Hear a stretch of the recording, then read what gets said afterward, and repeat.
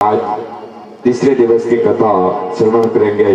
जय श्री राधे, जय श्री श्याम, जय बछड़े महादेव।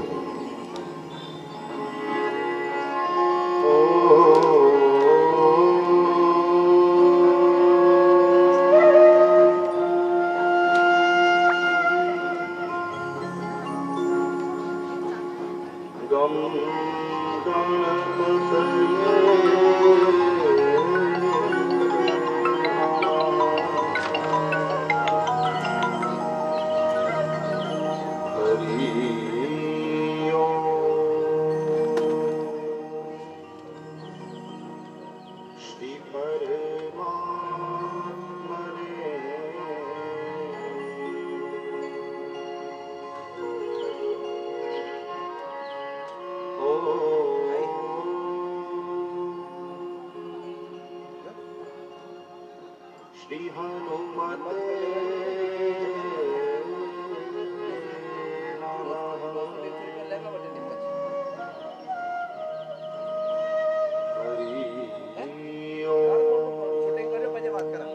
श्रीमद् गुरुवे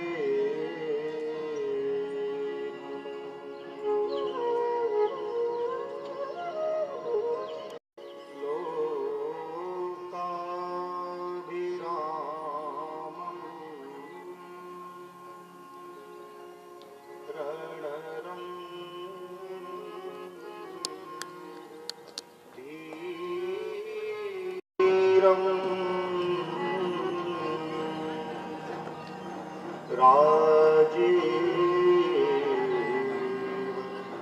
नेत्रं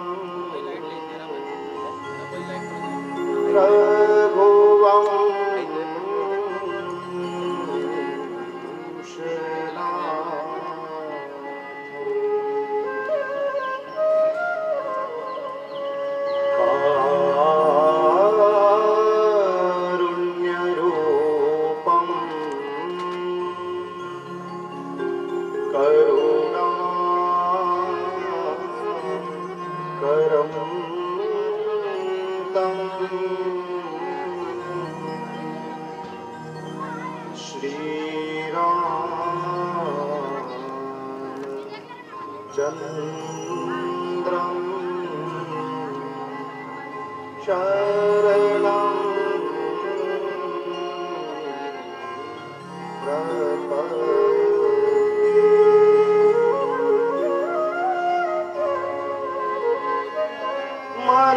मनोजवं मारुतं तुल्यवेगं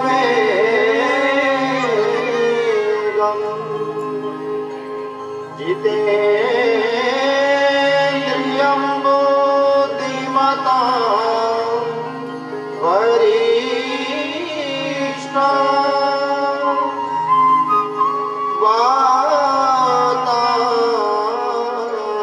वातात्मजं वानरयूथं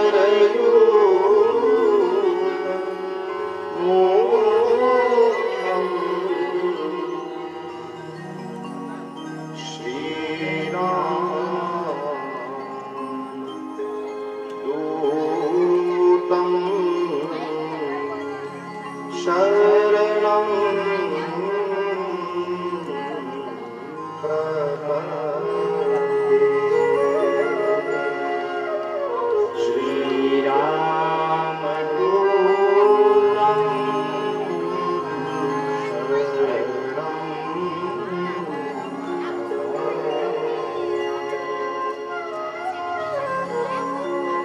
वंशी विभूषितकरां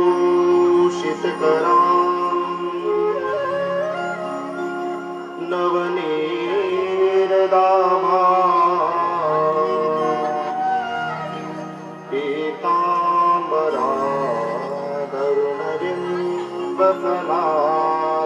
पीताम्बराधरुणबिम्बफलाधरोष्ठा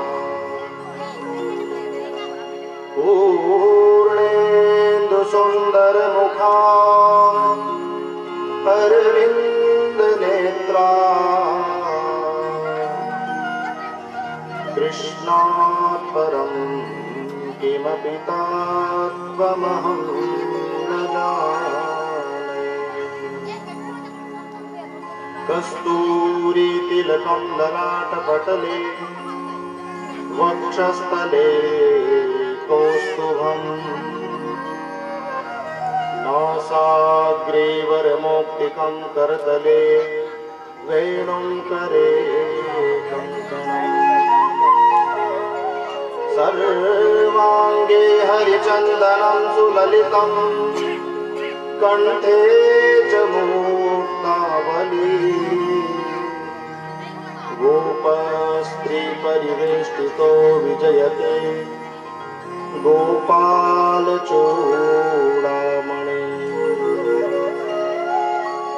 सच्चिदानन्दरूपाय विश्वोत्पत्त्यादिहेतवे तापत्रय विनाशाय श्रीकृष्णाय वयं नमः। गोपाल कृष्ण भगवान की जय। सच्चिदानंद भगवान की जय। कछवाड़िया महादेव की जय। रंकावली मात की जय। सुखानंद महादेव की जय। सांडेश्वर महादेव की जय। जगदम्बे मात की जय। व्यासी महाराज की जय। सुखदेव स्वामी की जय। रामचंद्र भगवान की जय। कृष्ण कन्हैया लाल की जय। वृंदावन बिहारी लाल की जय। द्वारिकाधीश की जय। हरि ओम नमः पार्वती हर हर महादेव।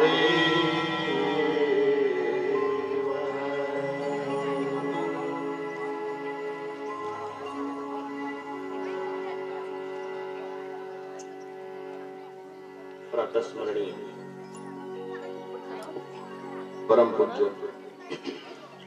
सदगुरुदेव भगवान के श्री चरणों में वंदन करते हुए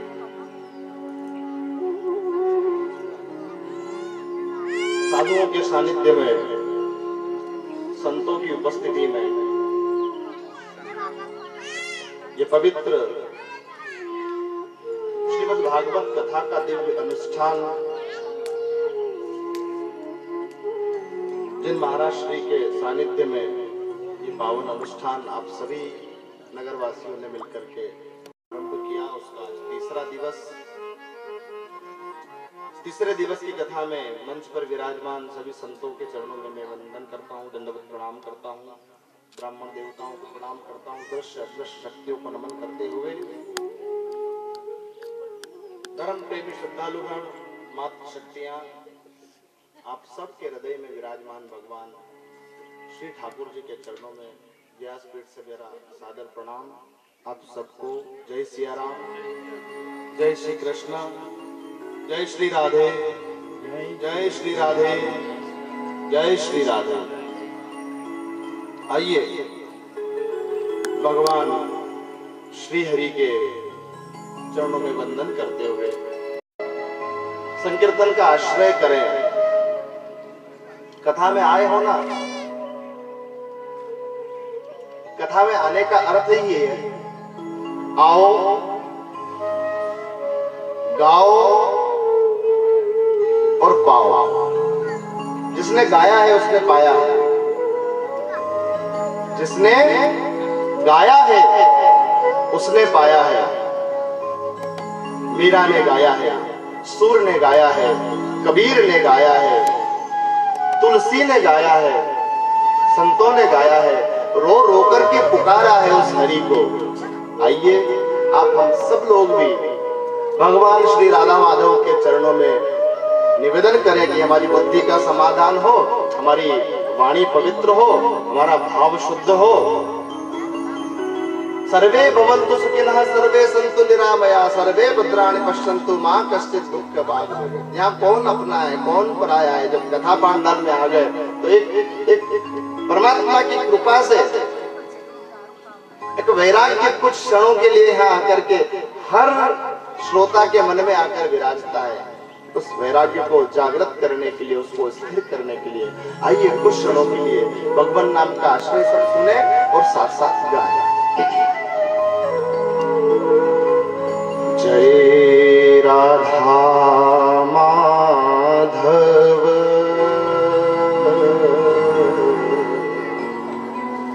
जय कुंज बिहारी जय राधा माधव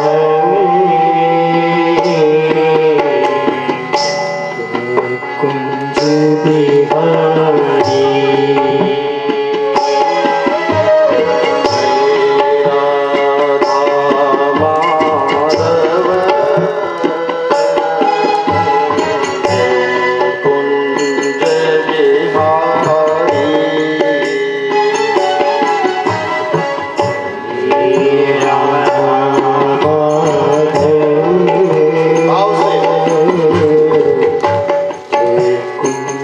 बिहारी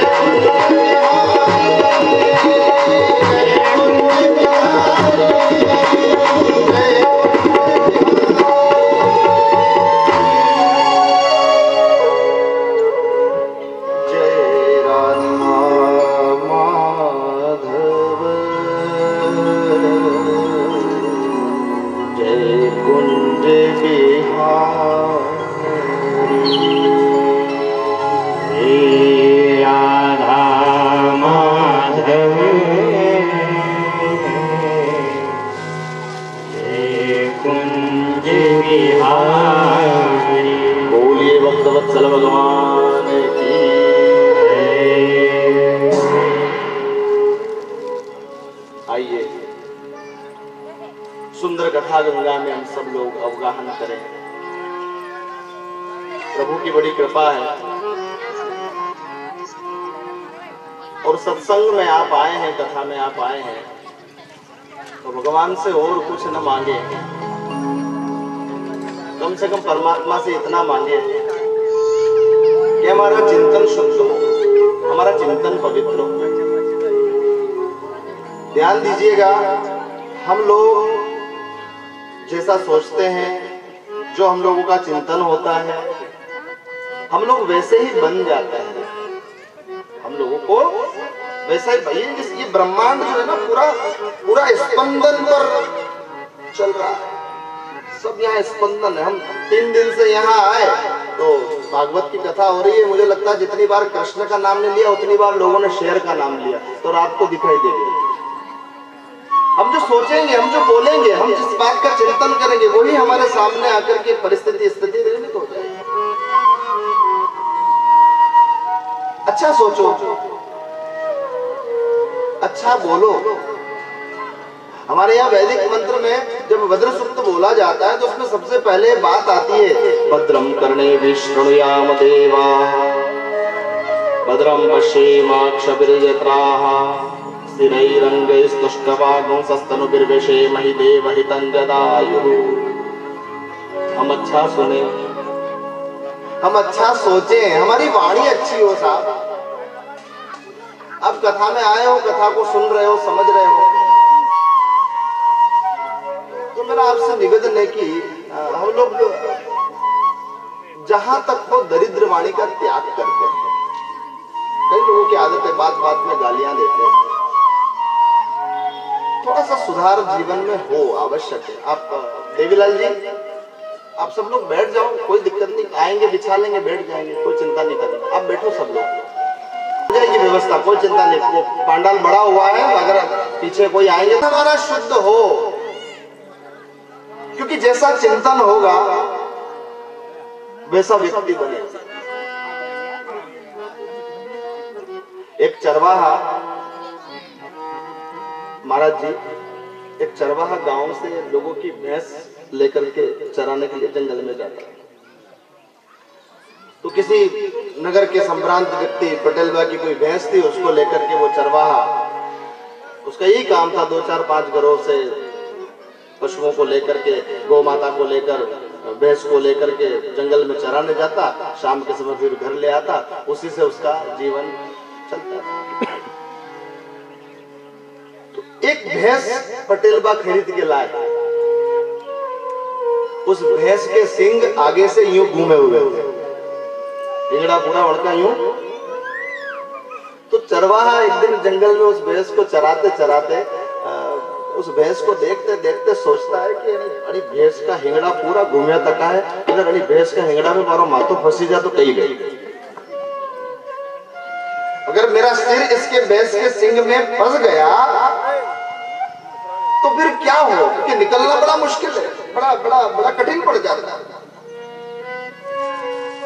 अब साहब वो रोज गांव में जाता है, पशुओं को बांध देता है, जिन जिन लोगों के पशु होते हैं उनके यहाँ। फिर अगले दिन सुबह उन पशुओं को चराने के लिए जंगल में जाता है। लेकिन वो जब उसको वो भैंस नजर आती है, उसके दिमाग में वही बात आती है कि लड़के खेगड़ा में मारो माता फंस जा तो कहीं नहीं।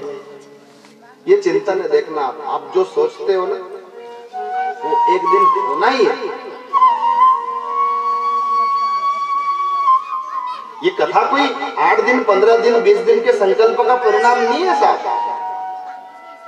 कितने लोग सोचे होंगे, कितने लोग विचार किए होंगे। बाप जी भी 1-2 साल से यहाँ विराजमान है, आप भी विचार किए होंगे।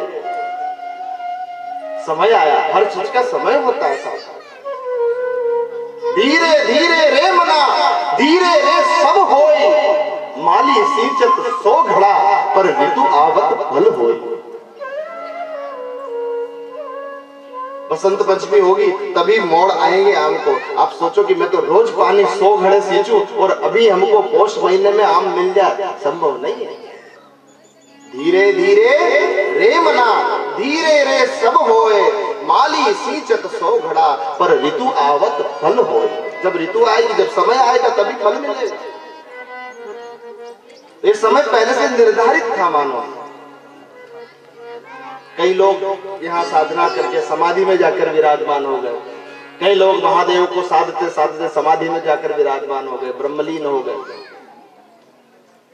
सब शक्तियां काम करती है तब जाके ऐसे अनुष्ठान होते हैं, क्योंकि चिंतन शुभ था उन लोगों का। अब ये चरवाहा साहब रोज अड़के वहां बेच लगे आवे लगे अड़के हिंगड़ा में मारो माथो हो जाए तो कई वे इसके सिंह में मेरा सिर आ जाए तो क्या हो सब साल भर हो गया उसको सोचते सोचते। एक दिन जंगल में उसने सोचा कि अरे रोज मैं ये जब भी नजर आती है तब यही सोचता हूँ, तो आज देखा देखी लो कि कई वे।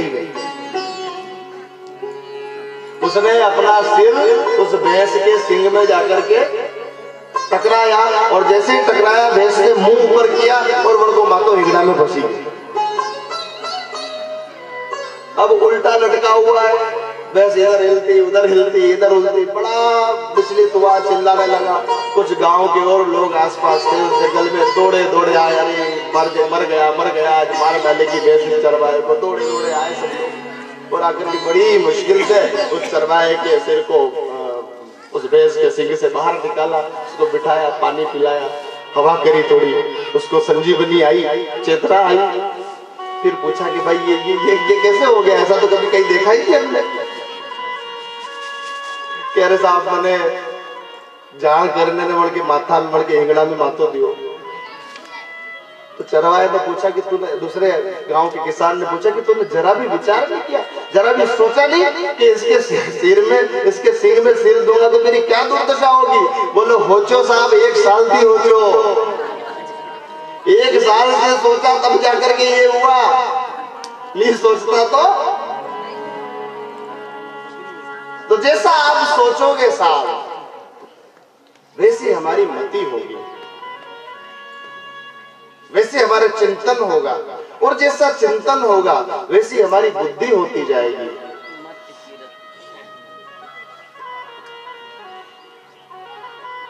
मति की रति कति भूति भलाई, जो जग जस जहाँ जस बुद्धि शुद्ध हो। इससे ज्ञान मिले, ये कब सुलभ है, ये कब संभव है, जब अज्ञान का अंधकार दूर हो। आपके एक पात्र में जहर भर रखा है आपने, और उसी पात्र में आप अमृत डाले जा रहे हैं, आप कैसे पिएंगे बताओ। अशुद्ध पात्र में आपको कोई जल भर के दे दे तो भी आप ग्रहण नहीं करते। आपको कोई कालकूट जहर एक लोटे में भरे और उसमें 4 बूंद अमृत की डालकर दे दे तो भी आप नहीं लो। तो पहले भीतर से खाली हो। ये कथा भीतर जाए उसके लिए अंदर से खाली होना बहुत जरूरी है। और जब इस कथा की बात क्या करे साहब, इनका तो केवल सुमिरन मात्र। मैंने परसों भी कथा में निवेदन किया था कि आप कथा में जब घर से निकलते हैं ना, तो जिस समय संकल्प जागे कि चलो पांडाल में चल के कथा में बैठे, घर से निकलते उसी समय कृष्ण का प्राकट्य हो जाता है। घर से निकलो उसी समय राम जी का प्राकट्य हो जाता है कि कथा में जा रहा है। और जब उसका सुमिरन हो, सुमिरत जाहि मिटहि अज्ञाना, सुमिरत जाहि मिटहि अज्ञाना, सोई सर्वज्ञ राम भगवान। जिसका सुमिरन करने से अज्ञान का नाश हो जाता है भाई। सुमिरन करो, भजन करो, माला जपो, कीर्तन करो, गोविंद का नाम कहो, लोगों को बुरा भला कहना बंद करो। बहुत हो गया, आपका स्वभाव भी हो गया हो ना, तो उसको भी बदलो। ये सत्संग जो है ये स्वभाव बदलने का शिविर है, 7 दिन का ये शिविर लगा है। 2 घंटे 3 घंटे 4 घंटे जितना भी टाइम मिले। और मैं तो आपको कहूँ, हम लोगों को आपका इंतजार करना पड़ रहा है। कथा में तो होता ये है कि श्रोता वक्ता का इंतजार करते हैं, या हमको आपकी प्रतीक्षा करनी पड़ रही है। यहाँ बहुत काम है। ऐसा नहीं कि कथा शुरू हो उसके बाद ही आप आए, महादेव का दर्शन करें, व्यासपीठ की परिक्रमा करें, ठाकुर जी विराजमान है ठाकुर जी की परिक्रमा करें, संत लोग विराजमान है संतों का दर्शन करें, भगवान हनुमान जी महाराज के यहाँ दर्शन करें। अगर सामर्थ्य हो तो ऊपर वहां देव नारायण भगवान के यहाँ जाकर के दीपक अगरबत्ती करके आए, भोग देख कर आए, प्रणाम करके आए। बहुत काम है। हाँ, और अधिक सामर्थ्य तो यहाँ शेर रहता है गुफा में, यहाँ पर उसका दर्शन करके आओ, महाराज जी कह रहे हैं। तो काम बहुत है। ये मत सोचो कि कथा शुरू हो उसके बाद ही हमको पहुंचना है, पहले आए। ये नियम भी होता है, कथा की जो विधि है उस विधि में ये नियम आता है। तो कुछ चीजें अज्ञान कैसे जाए, बोले सुमिरन करने से अज्ञान जाता है। ऐसे सर्वज्ञ भगवान श्री राम जी हैं, ऐसे सर्वज्ञ भगवान श्री कृष्णचंद्र भगवान है। तो आज की कथा का सुंदर सा सूत्र मैं आपसे निवेदन करूं, हमारा चिंतन शुद्ध बने, हमारा स्वभाव अच्छा बने, हम अच्छा बोले, हम अच्छा सुने, हम अच्छा देखें। मोबाइल चलता है, उंगली दिन भर उंगली पे मोबाइल हम देखते हैं, दुनिया भर की चीजें उस मोबाइल में है। लेकिन हम लोग कथा में आए हैं, हमारी मति को अगर आप चाहते हो कि आपकी आने वाली पीढ़ियां सुधरे, तो पहले हमारी मति सुधरनी चाहिए। जब तक हमारी बुद्धि नहीं सुधरेगी तब तक आप किससे अपेक्षा करोगे?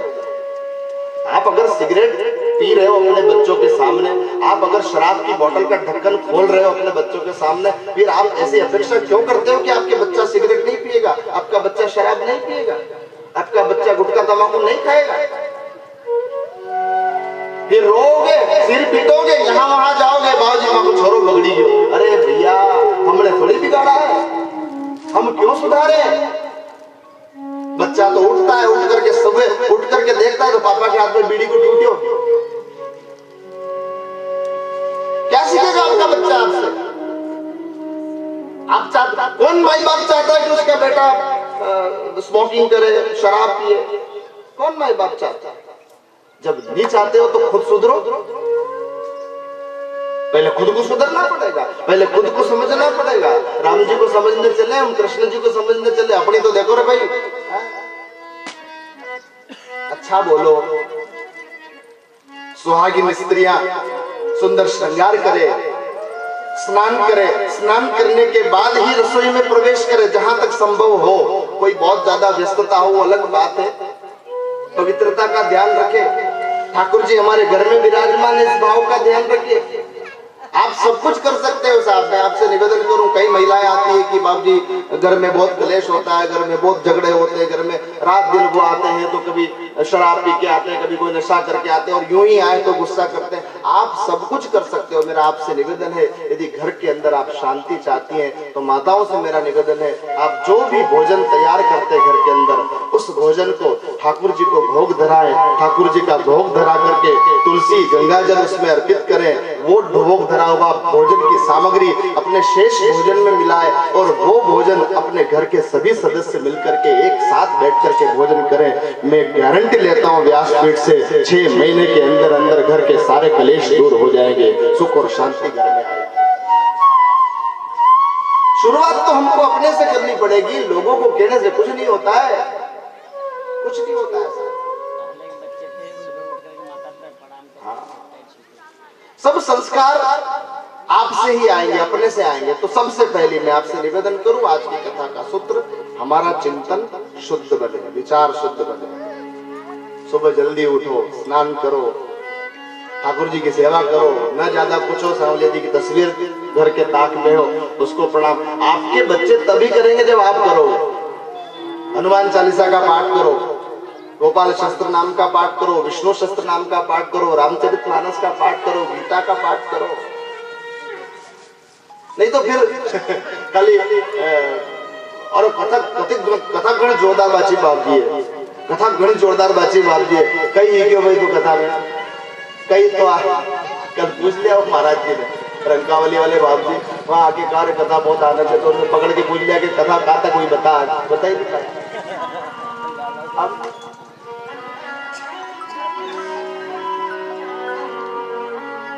एक महात्मा जी से प्रेम से बोलो जय सिया राम। एक बड़ा होशियार समझदार आदमी उन महाराज जी का चेला बनने आया।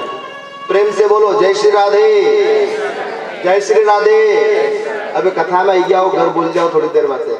जय श्री राधे। तो महाराज जी ने चेला बनाया। अब चेला बड़ा होशियार। खुद जो होशियार होते हैं ना, उन लोगों को समझाना बड़ा कठिन होता है। महाराज हम लोगों को दो जगह बड़ी तकलीफ पड़ती है। एक जिसने बहुत ज्यादा कथा सुन रखी हो, और दूसरा जिसने कदी नहीं हुई। भाई कदी नहीं हुई वाले पे ठिकानो पड़े।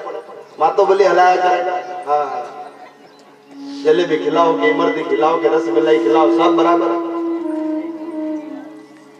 और बहुत ज्यादा जिसने सुन रखा हो उसको फिर अपेक्षा कुछ और होती कि नहीं ये तो हमने सुन रखा, कुछ और होना चाहिए, कुछ और होना चाहिए, ये होना चाहिए, वो होना। उसको फिर वो जो सोच के आएगा ना घर से, बस वही चलेगा उसके। तो वो चेला जो था ना कुतर, वो चेला बड़ा कुतर भी था। तो चेले को दीक्षा दी महाराज ने, गुरु महाराज ने, चेला बनाया। चेले ने निवेदन किया कि गुरुजी कुछ सत्संग की चर्चा हो जाए, कुछ आदेश करो। बोले आदेश क्या करना बेटा, राम राम जपो। अरे राम राम और मैं जपू? राम राम जपते जपते तो इतने साल हो गए, अरे कुछ ऊंची चीज बताओ, कुछ ऊंची। गुरु ने सोचा कि चेला बड़ा गड़बड़ है, ये तो मुझसे भी बड़ा लगता है। बोले ठीक है, थोड़ा रामचरितमानस पर चर्चा कर ले। अरे गुरुजी क्या रामचरितमानस पर चर्चा करें, पूरी चौपाइयां सब मुझे कंठस्थ है, पूरी मानस मुझे याद है। अरे कुछ और ऊंचा, कुछ ऊंची बात करो। होते हैं ना श्रोताओं के भी स्तर होते हैं साहब। उस श्रोताओं को सामान्य सी बात बड़ी अच्छी लगती है, और कुछ श्रोताओं को बड़ी ऊंची बात में ही गंभीरता आती है। तो गुरुजी ने कहा कि ठीक है बेटा, एक काम करो, हम गीता पर प्रवचन कर दें। हाँ गुरुजी ये बात थोड़ी कुछ जम रही है, तो क्यों ना गीता पर प्रवचन कर लिया जाए। ठीक है बेटा, आज हम गीता पर प्रवचन करेंगे 1 घंटा, और गीता के महात्मा पर चर्चा की जाएगी। तो गीता के महात्मा पर चर्चा करने की जब बारी आई, तो शुरुआत में गुरुजी ने मंत्र बोला, सर्वोपनिषदो गावो दोग्धा गोपाल नंदनः।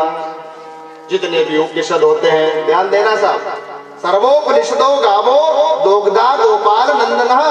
सारे जो उपनिषद हैं वो सब गो माताएं हैं। गीता सार की जब चर्चा हुई, गीता का महात्मा की जब चर्चा आई, तो उस पर चर्चा कर रहे हैं। सारे उपनिषद जो हैं वो सब गो माताएं हैं। और दोग्धा गोपाल नंदनः, जो दूहने वाला है, दूध दोहने वाला गोपाल है, जो दोग्धा है, वो गोपाल नंदन भगवान कृष्ण है। उनके द्वारा ये गीता निसृत हुई है। अब साहब बड़ा सुंदर प्रवचन हुआ, खूब अच्छा प्रवचन हुआ। 1 घंटा प्रवचन पूरा होने के बाद गुरुजी ने पूछा कि चेला, अगर तुमको कहीं कोई संशय हो, कोई प्रश्न करना हो तो पूछ लो। चेला बोला प्रश्न, और हम प्रश्न करें?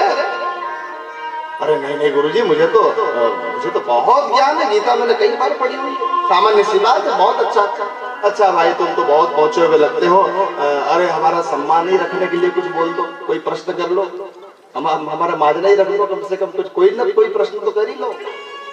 बोले गुरुजी एक प्रश्न आया। बोले क्या? बोले आपने कहा कि सर्वोपनिषदो गावो दोग्धा गोपाल नंदनः, सारे उपनिषद गाय है। अब इस श्लोक के अंदर जो दोग्धा शब्द है, दोग्धा शब्द का अर्थ होता है दूहने वाला, दूध दोहने वाला। तो बोले इस श्लोक में सब कुछ तो समझ में आया, लेकिन एक बात समझ में नहीं आई। बोले क्या? बोले दोग्धा, वो दो गधा कौन है? इस श्लोक में एक बात समझ नहीं आई कि दो गधा कौन है। गुरुजी ने सिर पर हाथ रखा, बोले मेरी मत मारी गई जो ऐसो चलो बनाए। अरे गुरुजी जवाब तो दो। बोले बेटा, वो जो 2 गधे हैं ना, उनमें एक गधा तो तू है और दूसरा गधा मैं हूं, जो मैंने तुझे चेला बनाया। तो भैया ज्यादा आनंद में रहो यार, मौज मस्ती में रहो। ऐसे कोई बार ऐसे संयोग मिलते नहीं है। कथाएं तो होगी, कई जगह होगी, लेकिन ऐसा आंगन मिले, और हो सके ये व्यासपीठ आए ना आए, कोई और व्यासपीठ आए, कथा तो एक ही है, भगवान का नाम तो एक ही है। तो जितना समय मिला उतना समय आनंद लो, मौज करो, मस्ती में रहो। भगवान से प्रार्थना करो, ठाकुर जी से प्रार्थना करो कि ठाकुर जी, हे ठाकुर जी, प्रार्थना करो कि कभी योग मिल गल जाए, कभी भगवान की कृपा हो जाए, ठाकुर जी की कृपा हो जाए तो हमको भी उनका दर्शन हो जाए। यही तो पूरी जो कथा हमारी चल रही है, उस कथा में यही तो कल के प्रसंग में हम सब लोग श्रवण किए थे। नारद जी महाराज ने सुत जी महाराज के संशय को दूर किया और सुत जी महाराज ने, यही कथा हुई थी ना कल। आगे आगे जो बैठे उनको तो पता होगी। सुत जी महाराज, व्यास जी महाराज को बड़ा कष्ट हो रहा था, मन दुखी था। उनको नारद जी ने अपने पूर्व जन्म की कथा श्रवण करवाई। व्यास जी महाराज ने आज श्रीमद् भागवत ग्रंथ की रचना करी है। नारद जी महाराज ने व्यास जी के कान में अहम एवास मेवाग्रे 4 श्लोक चतुश्लोकी भारत भागवत के श्री नारद जी महाराज ने ब्रह्मा जी ने दी सनकादि को, सनकादि ने दी नारद जी को, नारद जी ने दी व्यास जी को, व्यास जी ने दी सुखदेव जी को, सुखदेव जी ने दी परीक्षित जी के माध्यम से पूरे जगत को। ये भागवत कथा चतुश्लोकी भागवत नारद जी महाराज ने व्यास जी महाराज के कान में पढ़े। और व्यास जो होता है उसका अर्थ होता है विस्तार करना।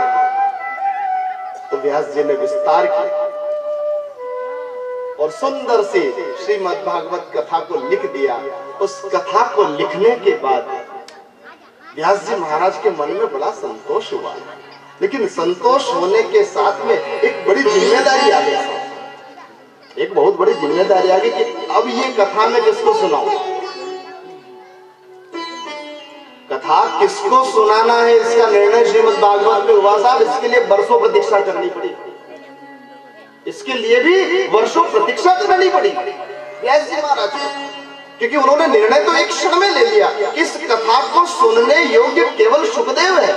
मेरा पुत्र सुखदेव, मेरा औरस पुत्र अयोनि जी सुखदेव जी महाराज मुख से प्रवेश किए थे। कल कथा में आप सुने थे सुखदेव जी महाराज माँ विटिका के गर्भ में, व्यास जी की पत्नी के गर्भ में, तो औरस पुत्र है सुखदेव जी महाराज। मेरा औरस पुत्र ही इस श्रीमद् भागवत कथा के योग्य है। लेकिन अगर मैंने सुखदेव को ये कथा दे दी तो लोग कहेंगे कि लो व्यास जी महाराज ने अपने बेटे को कथा पढ़ा। लोग ये नहीं सोचेंगे कि वो वितरागी है। इसलिए क्या करूं क्या करूं। जब जीवन में साहब किम कर्तव्य विमूढ़ की स्थिति आ जावे, तब मेरा आपसे निवेदन है कि ठाकुर जी से प्रार्थना करना, भगवान से प्रार्थना करना। वो सब कुछ करने में समर्थ है। इस दुनिया में ऐसी कोई चीज है ही नहीं जो हमें वो प्रदान न कर सके। व्यास जी महाराज प्रार्थना कर रहे ठाकुर से, आइए हम सब लोग भी प्रार्थना करें। मोहि आने मिलो घनश्याम, बहुत दिन बीत गए। मोहि आने मिलो घनश्याम, बहुत दिन बीत गए। मोहि आने मिलो घनश्याम, बहुत दिन बीत गए। मोहि आने मिलो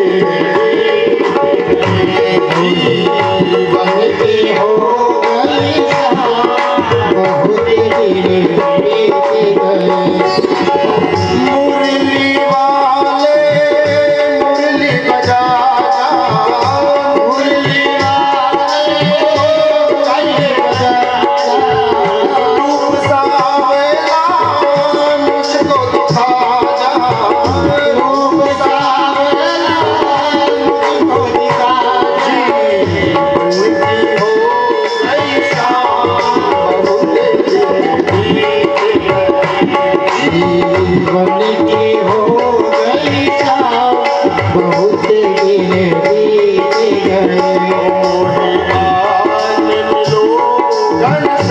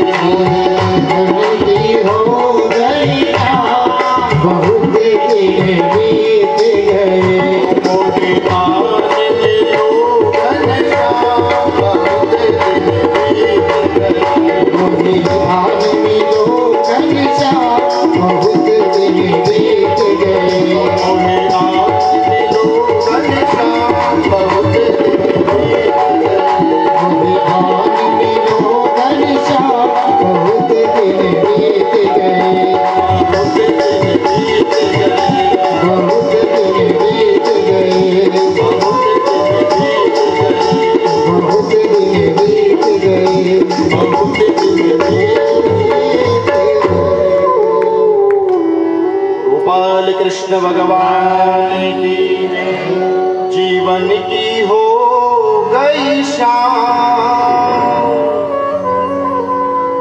बहुत दिन बीत गए, जीवन की हो गई शाम, बहुत दिन बीत गए।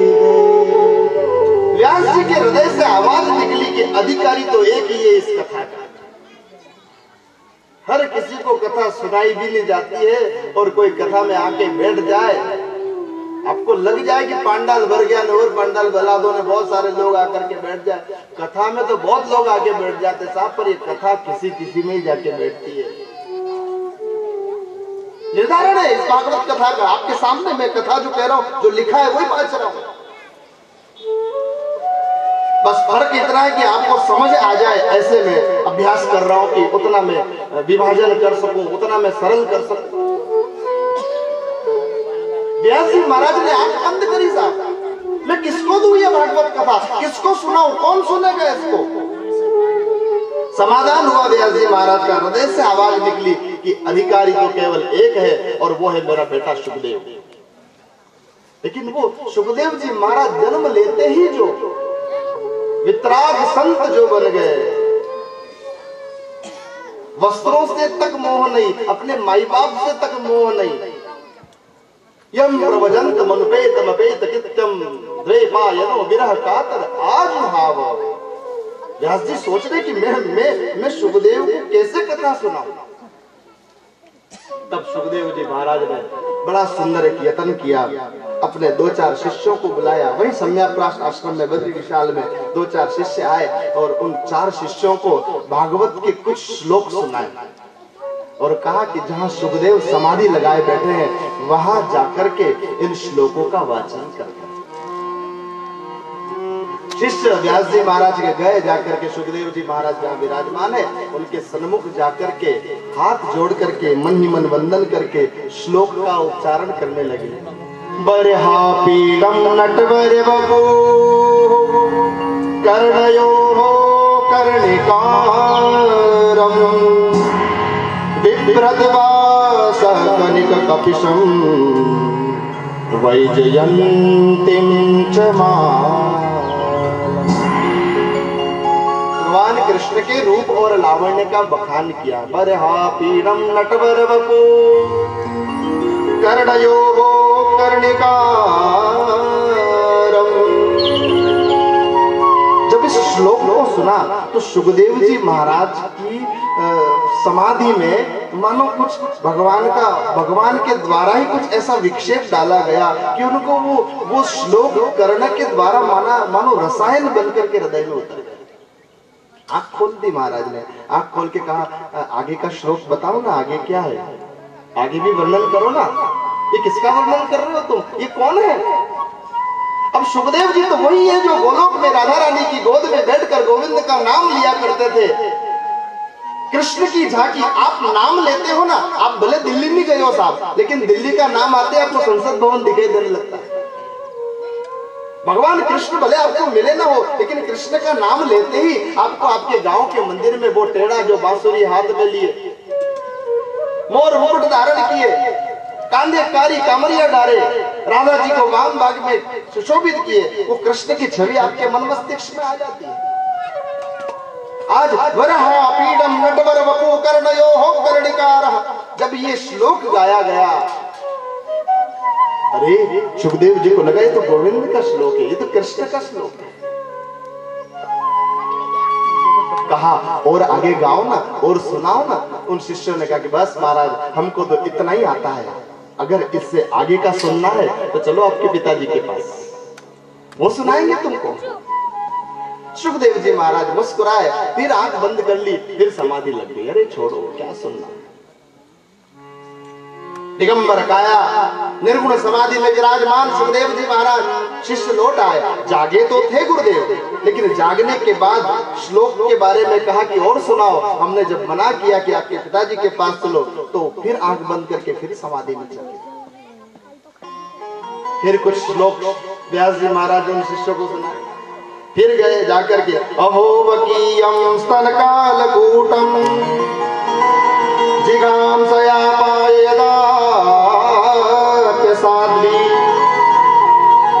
लेभे गतिं धातुचितां ततोऽन्यं तं वा दयालु शरणं व्रजे। वर्णन किया इन शिष्यों ने जाकर सुखदेव जी महाराज के सामने, अहो अरे देखो इस पूतना को, सारी दुनिया कन्हैया को लाला लाला कह करके उसके आगे पीछे दौड़ती है, और ये अहो वकीयम स्तनकालकूटम, इस पूतना को तो देखो, अरे अपने स्तन पर कालकूट विष लगा करके इस छोटे से छोने से लाला को 6 दिन के लाला को मारने के लिए आ गई। अहो वकीयम स्तनकालकूटम जिहान सयापायदार्थ साध्वी, मारने के लिए आई, छल से अपने साथ लेकर के गई, स्तन का पान कराया। लेकिन उस श्लोक में वर्णन आता है कि ऐसी दुष्टता स्वभाव जिसका था, उसको भी मेरे गोविंद का जब स्पर्श मिल गया तो मेरे कन्हैया ने उस पूतना को भी ऐसी गति दी जो गति मां यशोदा को मिली थी। ऐसे गोविंद की गति, लेभे गतिम धातृचितां ततोऽन्यम, जो धात्री को, जो आया को, जो बच्चे को रखने वाली सहोदरी होती है, उसको जो गति मिलती है वो गति मेरे गोविंद ने दी। कथा में सुनेंगे हम कल के बाद, जो कल भगवान कृष्ण के जन्म की कथा में हम लोग जाएंगे, फिर परसों ये कथा आएगी। पूतना ने कहा कि लाला छोड़ दे मोए, लाला छोड़ दे मोए। लाला ने कहा मोए छोड़ दो ना आए मैया, मोए तो केवल पकड़ो आए, मैं तो केवल पकड़ सकता हूँ साहब। दुनिया आपका हाथ पकड़ेगी, कब छोड़ देगी? दुनिया के आंचल को आप पकड़ के बैठोगे, कब ये दुनिया अपने आंचल से आपको छुड़ा ले। लेकिन मजा तो तब है आप गोविंद की उंगली पकड़ो, या गोविंद आपका हाथ पकड़ ले, फिर कोई इस दुनिया से आपको उससे मुक्त नहीं कर सकता, नहीं छोड़। और सही भी है साहब, पत्नी के पति कब से बने हुए हो, बेटों के बाप कब से बने हो, किसी गुरु के चेले भी कभी से बने हो, लेकिन मजा तो तब है कि जब किसी भगवान का हो जाए, किसी ठाकुर का हो जाए। लोग जब बात करें ना कि अरे ये तो बहुत अच्छे भगवान के आदमी हैं, भगवान की खूब कथा सुनते हैं, भगवान का खूब नाम लेते हैं, तो मजा तो इस चीज में है। तो क्या दुनिया का तो हुए ही है, होए हुए ही है, पूरी जिंदगी ही होना है, चले जाओगे तो भी रोएंगे, लेकिन उसके बाद पलकों के पलते पलते ही सब रिश्ते मिट जाते हैं। 4 दिनों की प्रीत जगत में 4 दिनों के नाते हैं। भगवान जब ये श्लोक का जब वाचन किया गया, ये श्लोक जब सुनाया गया, तो इस श्लोक को सुनते सुनते अब सुखदेव जी महाराज की समाधि टूट गई, और शिष्यों से बोले कि भाई आगे की कथा भी सुनाओ। बोले हमको इतना ही आता है, इससे आगे का नहीं आता है, सुनना है तो आपके पिताजी के पास चलो। अब सुखदेव जी महाराज को लगा कि मेरी निर्गुण समाधि से उठने का मानो समय आ गया है, अब मुझे यहाँ से उठ करके जाना चाहिए। और तुरंत सुखदेव जी महाराज पधार गए व्यास जी महाराज के पास, और व्यास जी महाराज के श्री चरणों में बैठकर वंदन करके कहने लगे, मुझे भगवती कथा को सुनाइए, भगवती कथा प्रदान कीजिए। अब फिर व्यास जी महाराज ने सोचा कि अगर मैं इसको कथा दे दूंगा तो फिर वही बात लोगों की कि अपने बेटे को कथा सुना। तो कहा कि आप पहले जनक जी महाराज के पास जाके आओ, परीक्षा ली जाती श्रोता की भी साथ, श्रोता का भी परीक्षण किया जाता। 100 टन हो तो मजा आवे। एक मूर्ति 10 रुपए की और एक मूर्ति 1 लाख रुपए की शिल्पकार ने बाजार में रख दी कि आओ परीक्षण करो और लेकर के जाओ। दोनों हूबहू मूर्तियां, एक जैसी पीतल की मूर्तियां, कोई अंतर नहीं दोनों मूर्तियों में। जो भी लोग आते आकर के देखते बोले इनमें एक मूर्ति 10 रुपए की और एक मूर्ति 1 लाख रुपए की, अंतर करो और ले जाओ। एक संत आया, उन संत ने कहा कि मैं अंतर कर सकता हूं। बोले कैसे करोगे बताओ। तो वो संत आगे आए, आकर के उन्होंने एक सुतली में बट लगाया, पानी लगा करके सुतली में बट लगाया और एक उस मूर्ति के कान में डाला, इस कान से डाला, उस कान से वो सुतली निकल गई महात्मा ने कहा कि ये मूर्ति 10 रुपए की है, और दूसरी मूर्ति में सुतली का बट लगा करके डाला, तो इस कान से डाली और वो सुतली पूरी पूरी हृदय के अंदर उतर गई। ये भेद होता है श्रोता में, जो टंच माल हो उसमें ज्यादा आनंद आता है। एक ही, हजारों की जरूरत नहीं, एक ही श्रोता हो जो कथा को समझने वाला हो, तो वक्ता को भी आनंद, श्रोता को भी आनंद, और ठाकुर जी तो आनंद ही में है ही है। ऐसा सुखदेव जैसा वितराग श्रोता मिल रहा है तो भी परीक्षण किया जा रहा है महाराज। भेजा गया जनक जी महाराज के पास के जाओ, और जनक जी महाराज को सूचना दी व्यास जी ने कि मेरा पुत्र, मेरा औरस पुत्र सुखदेव आपके पास आ रहा है, परीक्षण करिए, क्योंकि ये श्रीमद् भागवत की कथा कामी और क्रोधी को कभी नहीं दी जाती। जिसमें काम की अधिकता हो वो क्या कथा को समझेगा, सुन लेगा, क्या कथा जाकर के बैठे, और जो अति क्रोधी हो उसको भी ये कथा नहीं दी जाती है। तो सुखदेव जी ने क्रोध और काम को जीता कि नहीं, इसके लिए वहां भेजा गया। जनक जी महाराज के द्वार पर जाकर सुखदेव जी महाराज खड़े हुए हैं, सूचना दी द्वारपालों को। द्वारपाल भीतर गए, जनक जी महाराज से कहा कि ये जनक जी दूसरे, एक जनक सीता जी के मां पिता, जनक एक पदवी है, समझना सा, जनक एक पदवी है, कई जनक उस पदवी पर आकर के बैठे हैं। राजाओं के नाम अलग अलग होते हैं, सीता जी के पिताजी वो अलग जनक, शील निधि उनका अलग अलग अलग अलग अलग अलग, सीरध्वज सीता जी के पिताजी, ऐसे ये जनक और दूसरे जनक। उन जनक जी महाराज के पास जब सुखदेव जी महाराज, शास्त्रों में विश्ववेत्ता विख्यात बड़े बड़े संत ऋषिगण इनसे शास्त्रार्थ करने आते, इतने विद्वान जनक जी महाराज। जब सुखदेव जी पहुंचे हैं द्वार पर, इन बच्चों को ऊपर आना थोड़ा सा बंद करो भाई, कोई एक जना थोड़ा सा निषेध करवाओ। बोले गोपाल कृष्ण भगवान की जय। तो जनक जी ने अपने उन सेवकों से कहा कि जाकर के आप उनको बोलो कि अभी जनक जी की थोड़ी व्यस्तता है, वो अभी नहीं मिल सकते, आप द्वार पर खड़े रहो। सुखदेव जी खड़े हैं साहब।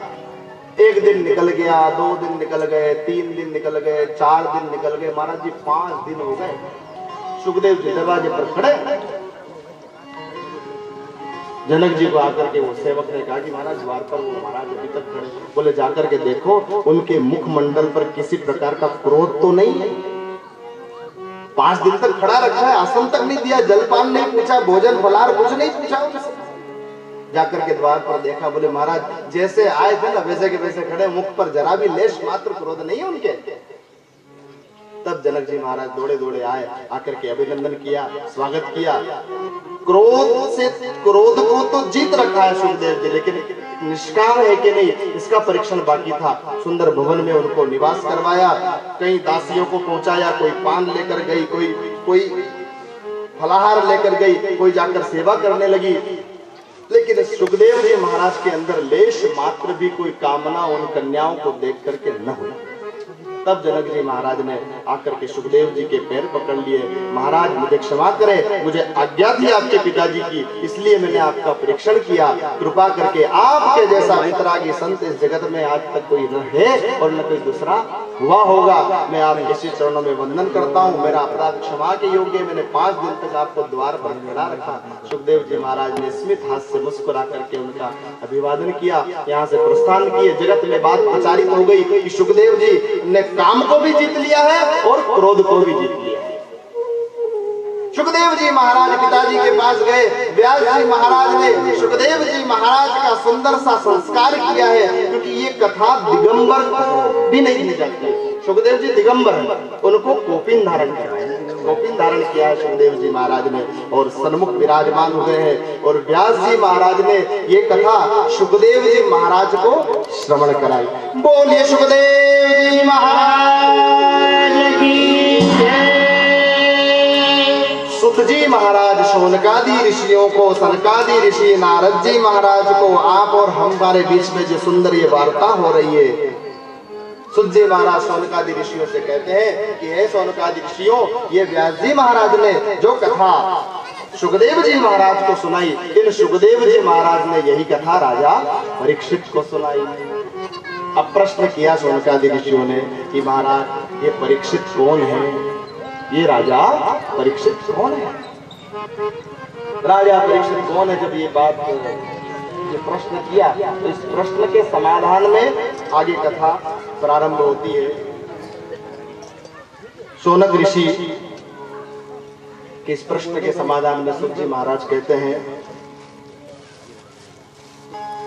कृष्ण कृष्ण नमः बाहु भक्तानाम भयंकर त्वमेको दह्यमानानां अपवर्गोऽसि संस्रति।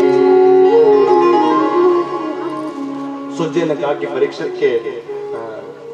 परीक्षित कौन है? केवल परिचय देने मात्र से ये कथा चल सकती है, लेकिन परीक्षित के जन्म की कथा भले सुनाना मैं आवश्यक न समझूं, लेकिन परीक्षित के द्वारा ही गोविंद का प्रागट्य हुआ था। जिसकी कथा से, ध्यान दो, जिसके जीवन से कृष्ण की कथा या राम की कथा प्रकट हो, ऐसे व्यक्ति का जन्म स्थान महत्व का।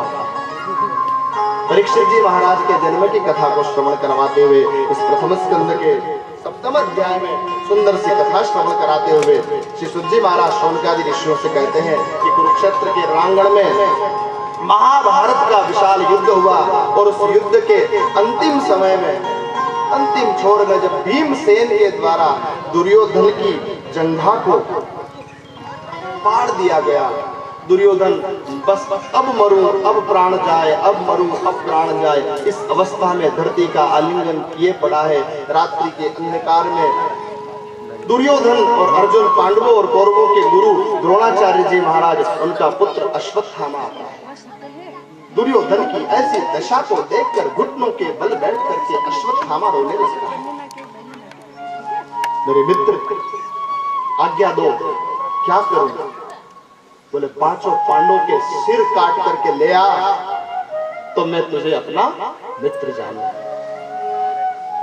रात्रि के ही अंधकार में अश्वत्थामा जाता है, और वहां उसी कुरुक्षेत्र के रणांगण में जो पांडवों का शिविर लगा हुआ है, उस शिविर में आज गोविंद बैठे हैं, कृष्ण बैठे हैं, लेकिन कृष्ण की आंखें सजल है। अर्जुन कृष्ण से पूछता है कि गोविंद क्या हुआ, क्योंकि गोविंद समझ रहे हैं कि आज कुछ न कुछ अनर्थ, अघटित घटना घटने वाली है। अर्जुन को कृष्ण ने कहा, कुछ नहीं हुआ भाई, तुम जाओ और जाकर के सो जाओ, नींद आ रही होगी। अर्जुन ने कहा कि महाराज, जिसका रक्षक कृष्ण हो वो तो चैन से सोएगा ही ना। भैया, आपने घर के दरवाजे पर लिख दिया श्री गणेशाय नमः, जय माता दी, श्री हनुमते नमः, शुभ लाभ, राम का नाम, अतिथि देवो भव। ये अगर शुभ आपने घर के दरवाजे पर आपने तुलसी का बिरवा लगा दिया, बुरी हवाओं से वो तुलसी का बिरवा बचा देगा। हम लोग करते ना, कार की पूजा होती, ट्रैक्टर की पूजा होती, तो आगे सिंदूर से स्वस्तिक बनाते, क्यों? कि बोले हमारी रक्षा होगी, हमारी रक्षा होगी। और अब क्या लिखा जाने लगा घर के दरवाजे पर? कुत्ते से सावधान। पहले भगवान रक्षा करते थे, अब आपकी रक्षा।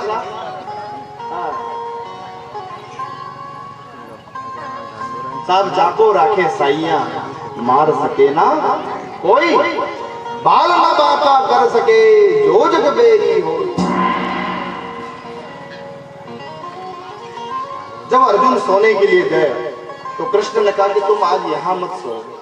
बोले क्यों? फिर कहा जाए? बोले स्थान बदल करके सो, क्योंकि ये युद्ध का नियम भी होता है, युद्ध के अंदर परिवर्तित करके स्थान करके सोया जाता। तो आज जो पांडवों का शिविर था, उस पांडवों के शिविर से पांचों पांडव दूसरे शिविर में जाकर के सोते हैं, और यहाँ पांडवों के शिविर में इन द्रौपदी के, इन पांचों पांडवों के जो पुत्र हैं, वो 5 पुत्र सोए हुए रहते हैं। अश्वत्थामा रात के अंधकार में चोरों की भांति आता है और अपराध कर देता है। 5 पांडवों की जगह इन पांडवों के 5 निहत्ते बेटों को, सोए हुए बेटों की गर्दन काट करके थाल में सजा करके दुर्योधन के पास चला जाता है। हर्षेण धाव मानश्च, प्रसन्नता से दौड़ते हुए जाकर दुर्योधन को कहता है कि भाई, मित्र, सखा, अब तुम चैन से खुशी खुशी मृत्यु का आलिंगन कर लो। मैंने उन 5 दुष्ट पांडवों की हत्या कर दी है, मैंने उन 5 को मार डाला है। दुर्योधन को थोड़ा आश्चर्य लगा, बोले ये संभव हो नहीं सकता, पांचों पांडवों को अकेला अश्वत्थामा मार दे। बोले नहीं भाई, मुझे यकीन नहीं होता कि अर्जुन के गांडीव का तूने सामना कर दिया इतने कम समय में। मुझे यकीन नहीं होता कि भीमसेन की गदा जिसने मेरी जंगा को फाड़ दिया, भूमि का आलिंगन किए मैं लिपटा पड़ा हूं, उस भीम की गदा का तूने सामना कर दिया। बोले मुझे पता था तुम्हें यकीन नहीं होगा भाई, इसलिए मैं पांचों पांडवों के शीश लेकर के आया। थाल से वस्त्र को हटाया गया और जैसे ही पांडवों की जगह पांडवों के बालकों के शीश देखे, दुर्योधन सिर धुल धुल करके पछताने लगा, आंखों से अश्रुओं की धारा फूट पड़ी। ये क्या कर दिया अश्वत्थामा तुमने? अरे मेरा वंश इन्हीं 5 पुत्रों से चलने वाला था। मेरा पुत्र युद्ध में मारा गया, मैं मर रहा हूं, मुझे सहित जो 100 कौरव थे वो सब जा रहे हैं। इन 5 पांडवों के बाद अगर हमारे इस वंश को कोई चलाने वाला था तो ये 5 ही थे। इन निहत्थे बालकों को तूने क्यों मारा? और इसी शौक में, इसी ध्यान देना साहब, हम चाहते कि और सुख मिलेगा, और आनंद मिलेगा, और प्रसन्नता मिलेगी, लेकिन कब कहां क्या लिखा है विधि ने ये कोई नहीं जान सकता। भविष्य के गर्त में क्या छुपा हुआ। रोते रोते दुर्योधन के प्राण चले गए। भोर हुई, पांडवों के उन 5 कुमारों के शीश के धड़ केवल वहां रखे थे। उनको देख करके पूरे पांडवों के शिविर में चित्कार मच गई। मां द्रौपदी दौड़ी आई, 5 अपने बेटों के धड़ को अपने हाथों में आलिंगन किए फूट करके रोने लगी। ये क्या अनर्थ हो गया विधाता, ये कैसा अनर्थ हो गया? शत्राणी है, धैर्य रखती है, उसको खबर है युद्ध का अंत हमेशा अनर्थ ही होता है। मैं अनाथ हूं, मैं अबला हूं, या कौरवों की पत्नियां अबला हो, ये तो निर्धारित था। मेरे बेटे अनाथ हो या कौरवों के बच्चे अनाथ हो, ये भी निर्धारित था। युद्ध हुआ है तो युद्ध के अंदर एक पक्ष विजय होता है, दूसरा पक्ष हारता है तो उसको मरना ही पड़ता है। लेकिन रोते रोते ये कृष्णा, ये मां द्रौपदी कहने लगी कि हाय रे विधाता, कैसे वाम हो गए। अरे इनको मारना ही था, इनके प्राण ही लेने थे, तो क्यों ना युद्ध में प्राण लिए जाते, उस रणांगण में प्राण लिए जाते। अरे मर करके वीर गति को तो जाते। सोते हुए मेरे बच्चों को क्यों मारा? बहुत विलाप किया। अर्जुन ने आकर के द्रौपदी के कांधे पर हाथ रखा है। मां कुंती आई है, मां कुंती की गोद में सिर रख करके द्रौपदी बहुत रोई है। मां, क्या पाप किया था मैंने, क्या पाप हुआ था मुझसे? अरे कम से कम जागते हुए पुत्रों को तो मार देते वो दुष्ट लोग। अगर जागते हुए मारते तो कम से कम इनके मुख से कृष्ण का नाम तो निकल जाता। अरे सोए हुए मेरे बेटों की हत्या करके क्या मिला इन निरा पापियों को? बहुत रुदन किया। कृष्ण खड़े हैं, आज गोविंद की आंखें दबदबाने लगी। उनको पता था कि ये होना है, ये होगा ही। युद्ध से किसका भला हुआ है? आपके क्रोध से कभी किसका भला नहीं हो सकता ऐसा।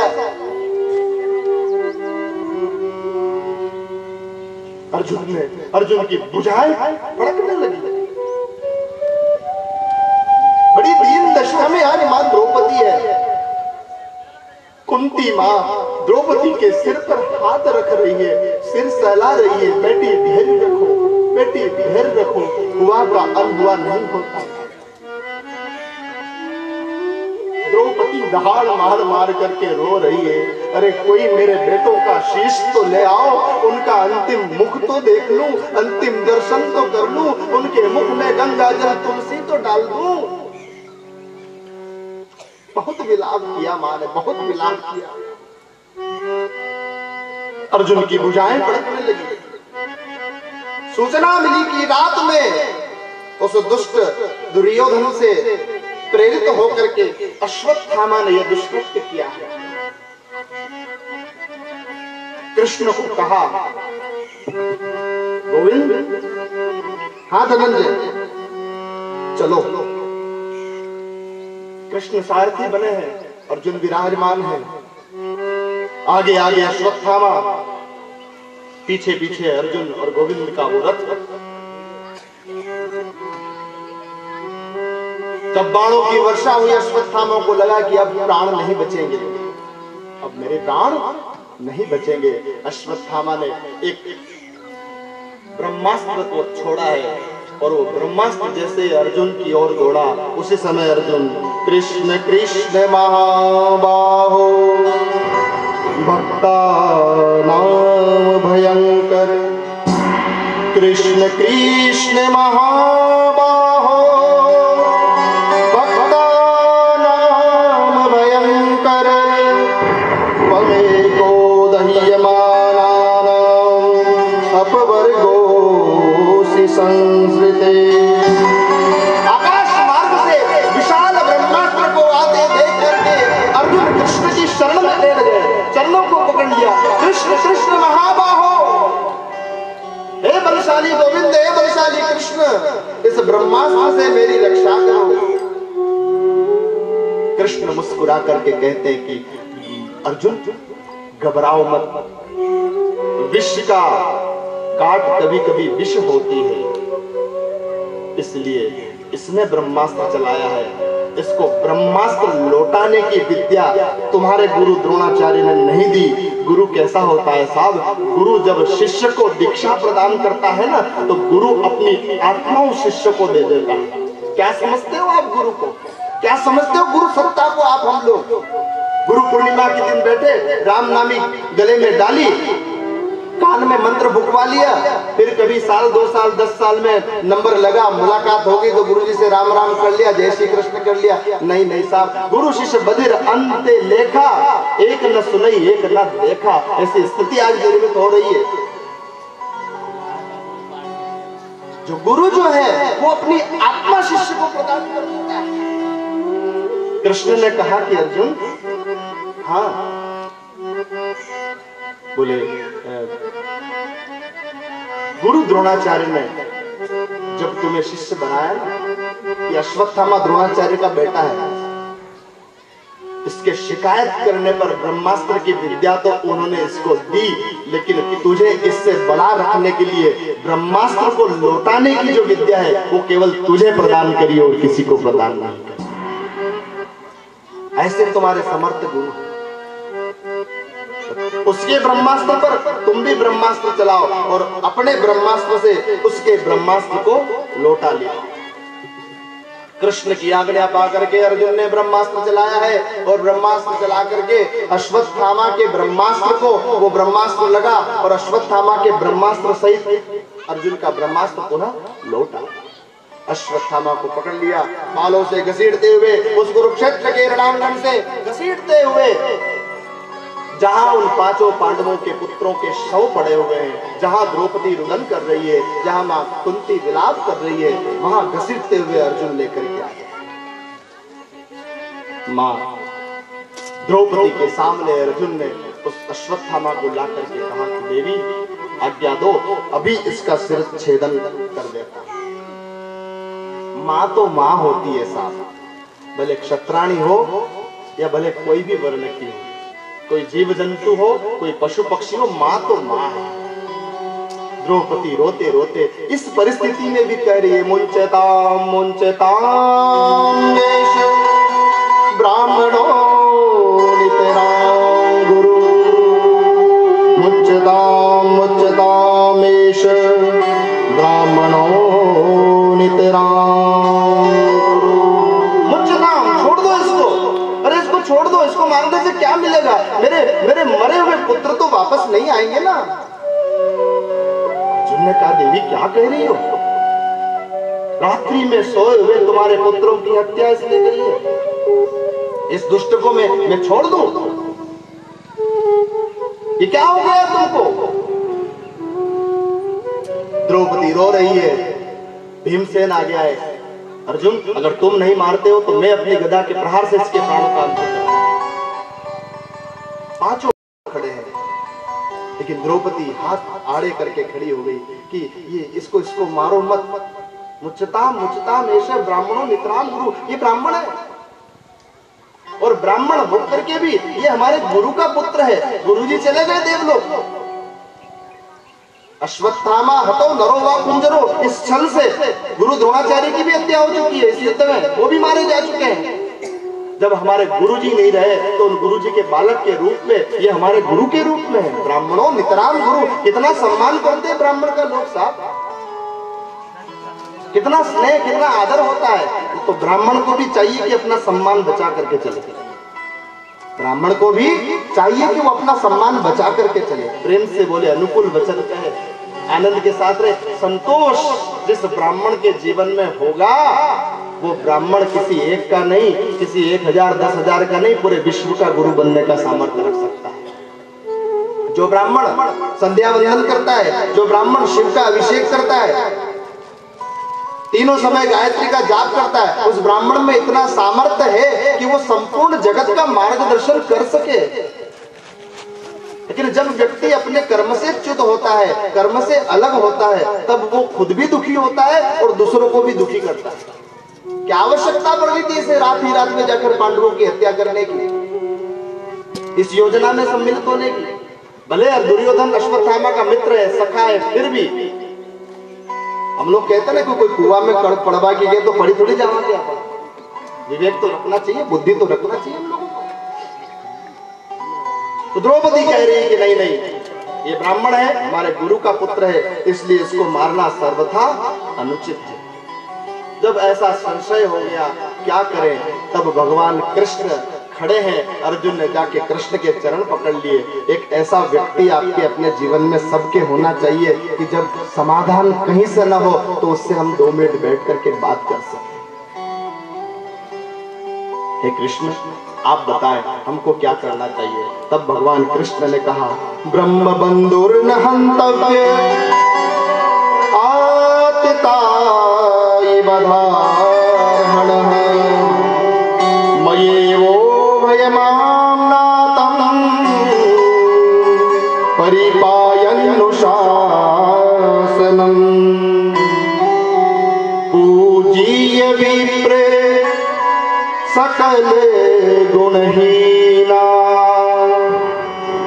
शूद्रन गुण गणवेद प्रवीणा परहित सरिस धर्म नहीं भाई पर पीड़ा नहीं सम अभिमान। बोले ब्राह्मण है ना, इसलिए इसको मारना नहीं चाहिए। अर्जुन, शास्त्र ऐसा कहते हैं कि ब्राह्मण चाहे जैसा भी क्यों ना हो उसे कभी मारना नहीं चाहिए, लेकिन बालकों का जो हत्यारा हो उसको कभी छोड़ना नहीं चाहिए। कृष्ण से अर्जुन ने पूछा कि समाधान करो, हमको क्या करना है? और कृष्ण ने ऐसा समाधान किया कि शास्त्र कहते हैं कि ब्राह्मण का कोई भी कर्म कर ले, भले वो आप अधिक से अधिक हाथ जोड़कर उसको निवेदन कर दे कि बाबूजी ये काम गलत हो रहा है, फिर आगे आप जानो उस स्थान को। ध्यान दो साहब, जहां आपको कुछ अनुचित लगता हो तो वहां से अपने आप को हटा लो ना। क्या आवश्यकता बहस में पड़ने की? आप खुद घबराओगे, परेशान होगे, सामने वाले की खुशी नहीं होना, बल्कि और खून बढ़ेगा। दुखी आपको होना है, आप अलग हो जाओ। आप उस प्रसंग, अगर आपके नीच जमरी साहब तो अलग नहीं जाओगे, कोई तकलीफ है, कौन हाथ जोड़ रहा है आपका? कई लोग ऊपर पड़वाने करो, हर चीज में, हर व्यवस्था में, हर काम में हाथ जोड़ लो और साहब मेरे से ये नहीं सजेगा। जय श्री कृष्ण, मैं कथा में आके बैठूंगा, कथा सुनूंगा।